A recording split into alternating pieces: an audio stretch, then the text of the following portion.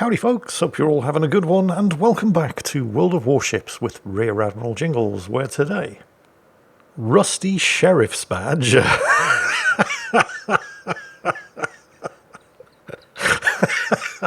You all know what that name means, right?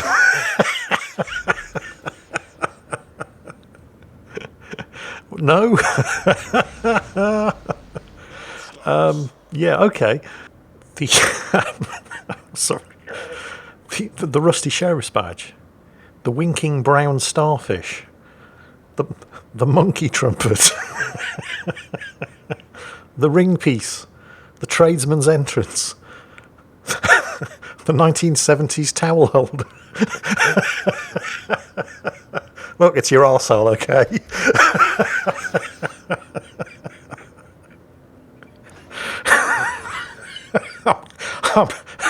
I'm going to need a minute here. I can't believe he got away with that. Oh, fantastic. Right, anyway. So, yes, I'm supposed to be talking about World of Warships. Not spaz badges. Right. Right, okay. I'm composed. It's all good. Seriously, Rusty Sheriff's Badge. You, sir, win the internet. Congratulations. And Rusty, as I'm going to call him for the rest of this video, as the more astute amongst you have probably noticed, is in the USS Annapolis. Not the first time I've featured this ship. In fact, I did feature it pretty recently. So I won't go into minute detail about what this ship is and what it can do. Suffice to say, it's one of them newfangled super ships, and it's basically a USS Des Moines with an extra gun turret and 3 extra guns, as if the Des Moines wasn't terrifying enough. And it has a burst fire mode. You press F and it basically turns into an 8-inch machine gun. Yeah, exactly. However, that does come with a huge trade-off in the form of a horrendously long, something like 40-second cooldown, during which you can't fire the guns at all. So you activate burst fire, you spit out a stupid amount of shells in a very, very short period of time, but then you're reloading and can't fire for the next, at most, 40 seconds. Now, bearing in mind that this is basically an upgunned Des Moines, and the Des Moines is an autoloader, as is the Annapolis, and, well, you can see the reload on these 8-inch armor-piercing shells. Slightly more than 4 seconds, due to various different captain skills and equipment.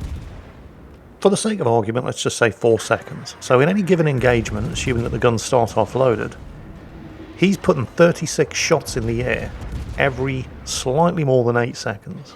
Now, what happens when you trigger the burst fire mode on this thing is the reload is reduced to 1 second for 3 salvos. So again, assuming that you start off with the guns loaded and you trigger the burst fire, you're putting 36 shots in the air over the course of 2 seconds, but then the guns go on a 40-second cooldown.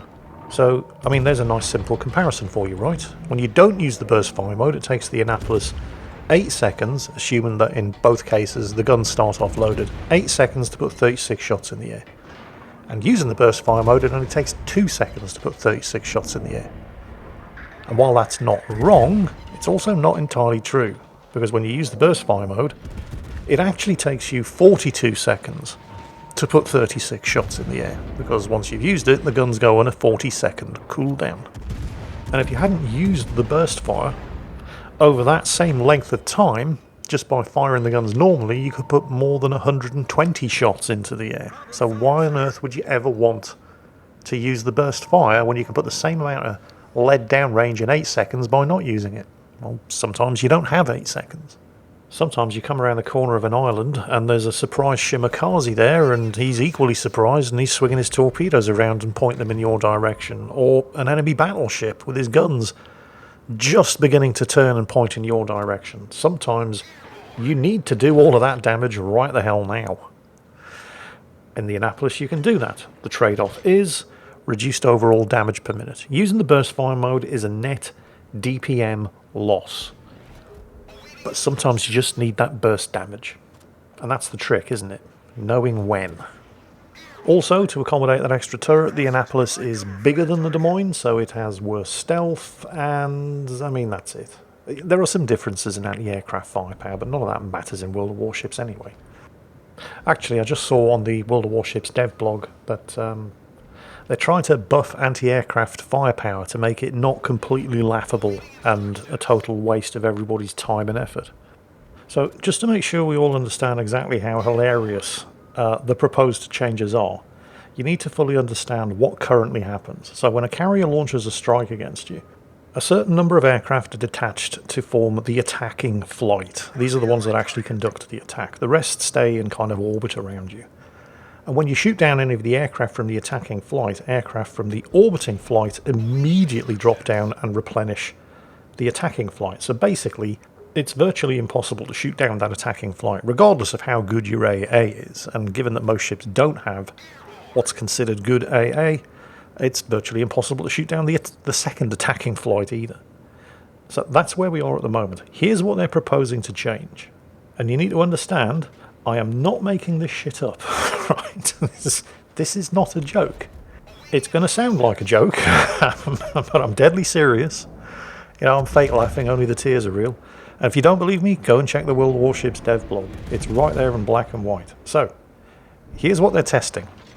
Squadrons are now divided into a group that will launch an attack and a group of remaining aircraft. Okay, so that's not actually a change, that's what happens right now.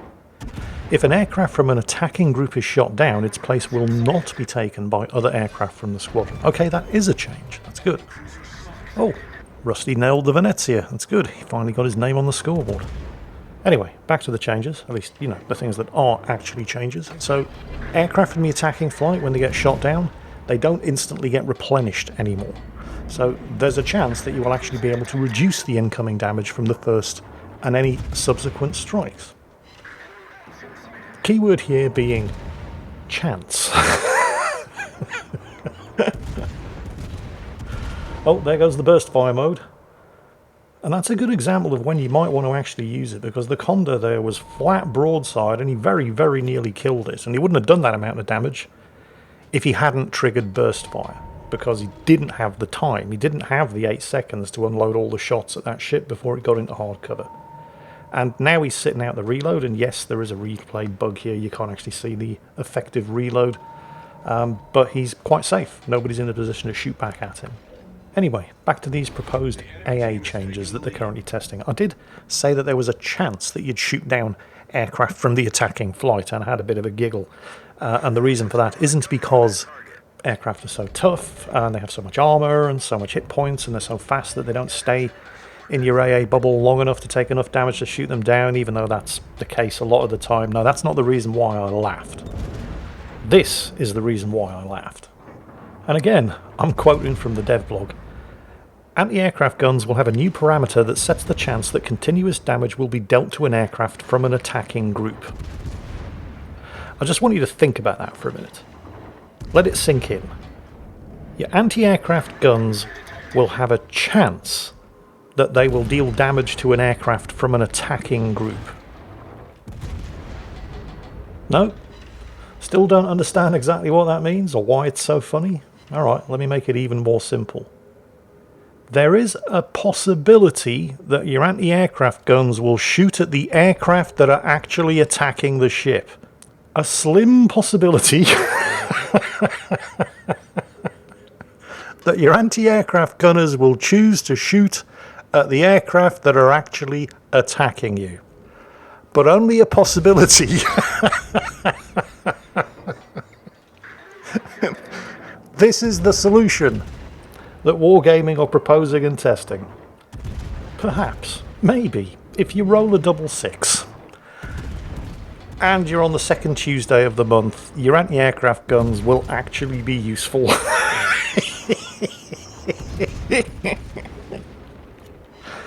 They're just completely out of ideas, aren't they?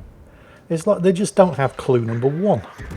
We'll get back to this in a moment. Right now we're in what I believe is referred to by our American cousins as a target-rich environment. Look at this. That was the burst fire mode again. Oh, this could be a problem, however.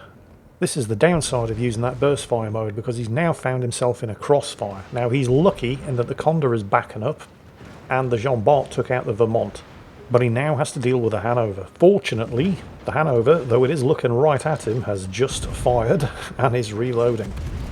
So he needs, because you can't really angle against the Hanover's guns. I mean, you might be able to bounce some shots off the belt, but your best option is just to get out of the line of fire and into cover. So sneaky burst fire, back up again, do as much damage as possible to the Hanover before he makes it into cover, not just from the Hanover's main batteries, but also the Hanover's deadly secondaries. Burns the damage control, takes care of the double fire set by the Hanover's secondaries, chomps down on a quick heal to recover some health while he waits out that burst fire gun cooldown again. And the Hanover has been taken out by the friendly Yamato, and the Yoshino just got himself a kill as well. Guns back off cooldown. Remember, the cooldown on the reload inspired by that burst fire is affected by anything else that affects the reload of your guns, including, for example, when you're down here on less than half health, the adrenaline rush skill. And I think, and feel free to go back and check, but before he popped that heal and recovered some health, the effective reload on that burst fire was down from 40 to about 27 seconds.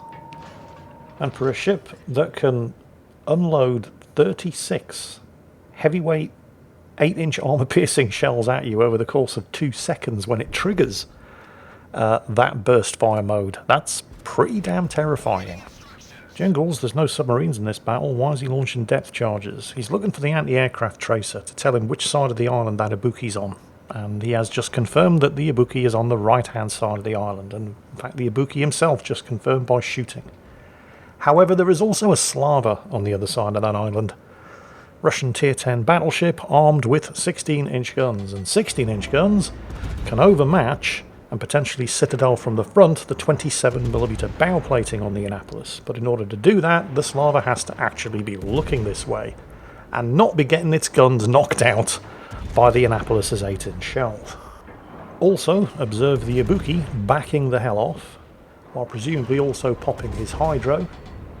And you can see he's thinking about it. He's like, can I pop out in between salvos and maybe get some torpedoes away? Nope, nope. No, you can't. Not with a 3.7 second reload on these 8-inch guns, you can't. So he's thinking wisely, maybe I don't want to do that. Oh no, the Slava is down. I guess I must be next. Let's keep backing up. Maybe the Annapolis will give me a broadside to shoot at with my armor piercing as he comes around the corner. Nope, that's not going to happen either. Rusty is not falling for that old gag. The Ibuki, however, is so terrified, and rightly so, of the sheer carnage that these 8-inch autoloaders can inflict on him that he's backing up. There it is. Straight out of cover, exposing broadside 2, and getting paddled into the middle of the next week by the friendly Montana in the process. And the Rusty Sheriff's badge, sorry, the chocolate starfish, the tradesman's entrance, is up to 256,000 damage done. And only 2 kills. Wah. Don't worry, I'm sure he's going to fix that. Popping off the old depth charge attack planes again, just to see who, if anybody, shoots at them. The Jean Bart's just killed off the Frederick the Great. I don't think there's much chance they're going to lose this one. And then suddenly, I was very surprised to see him, because I hadn't noticed until now. Not the fact that it's an Edgar. That's Maltese Knight. He streams World of Warships. I watch him. I thought, well, is it actually him or somebody with a similar name? And he's the highest scoring player on the enemy team, so yeah, that probably is him. Getting shot at by an Annapolis in open water is very, very scary, as we've already ascertained. So he has wisely popped his smoke. And there may be torpedoes on the way. Should probably nose in towards that very, very angry looking smoke screen, just in case. Of course, Maltese Knight's problem now, one of the many problems that he's experiencing now, is he was the one who was spotting Rusty. So, yeah, Rusty has managed to go undetected now after forcing Maltese Knight to pop his smoke, because he was never going to make it into cover in the time that he needed. He would have gotten shredded by these guns. There's the radar. There may be torpedoes on the way. I'm not entirely sure what the range of the Edgar's torpedoes are, but if it's anything like other high-tier British cruisers, it'll be 10 kilometres, so there very, very well could be torpedoes coming. Unfortunately, Hydro is on cooldown. Yep, there they are. Maltese Knight is down. Torpedoes were avoided. 280,000 damage and 3 kills. No chance of a Kraken unleashed, unfortunately. You require 5 kills for that. Obviously, there's only one remaining enemy ship left. The Grosser Curve first. Oh, not quite sure what went wrong with the recording there. Sorry about that. Rusty slamming on the anchors and going full astern. He doesn't want to miss the opportunity to farm some more damage and potentially get a 4th and final kill here by slipping at cover behind the island. Here comes the Grosser Curve first. Guns conveniently pointing anywhere but in this direction. Shots out. Here comes the burst fire. Annapolis goes brrrt. There's the 300,000 and the final kill for the Rusty Sheriff's Badge, the Chocolate Starfish, the Rusty Jap's Eye, the Tradesman's Entrance. In the USS Annapolis. Take care, folks. Stay safe, and I'll catch you next time.